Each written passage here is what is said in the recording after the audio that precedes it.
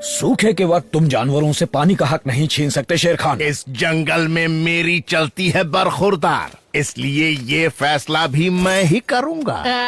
क्यों ना मैं अपना गला गीला करके तुम्हारी मदद कर दूं शेर खान।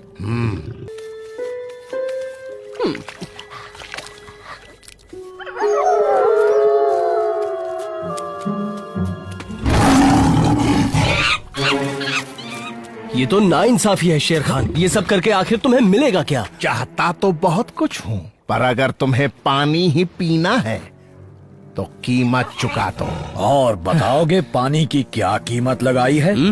इंसानी बच्चा,